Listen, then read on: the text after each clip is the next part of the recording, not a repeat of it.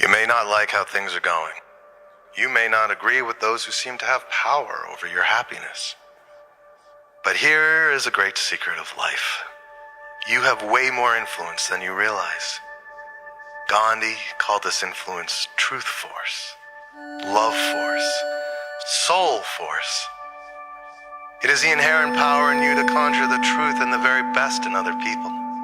It is the power in you to change people's hearts and minds by changing the way you see them, by changing the way you observe them. Nobel physicist Max Planck said, when you change the way you look at things, the things you look at change. Scientists have discovered that when a teacher is merely told a student has a higher IQ, that student's IQ rises to meet the teacher's expectations.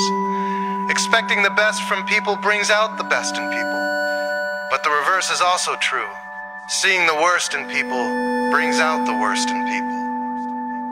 Your consciousness has the power to conjure the very best or the worst in everyone you observe, even at a distance.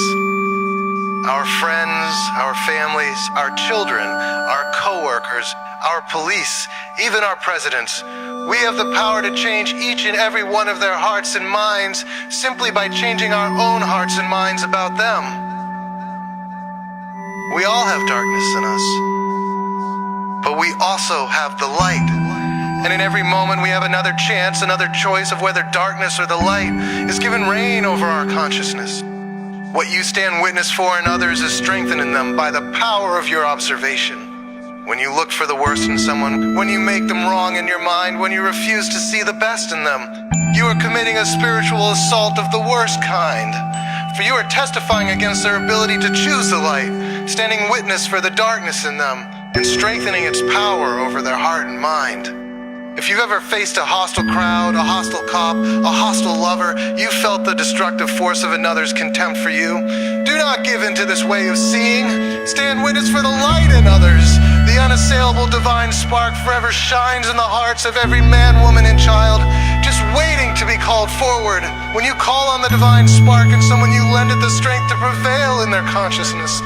The power of your divine witnessing calls forth the truth in other people's minds. It calls forth the love in their hearts. It calls forth the grace and the beauty of their souls. Divine witnessing is the most powerful form of nonviolence because it heals the very source of violence. It turns your enemies into friends, even when you thought they were deplorable and wrong. In a place where you see no light, you make your own. You call upon the divine spark within you and invite it to reveal itself in those who oppose you. The divine spark in your heart ignites itself in others through the blazing light and love of your consciousness. Witness for that, strengthen that, insist upon that. The truth in me calls out to the truth in you. For it is only that I will stand witness to. It is only that I am determined to see. It is only that I will testify for. For to condemn you would be to condemn me, and we are the same.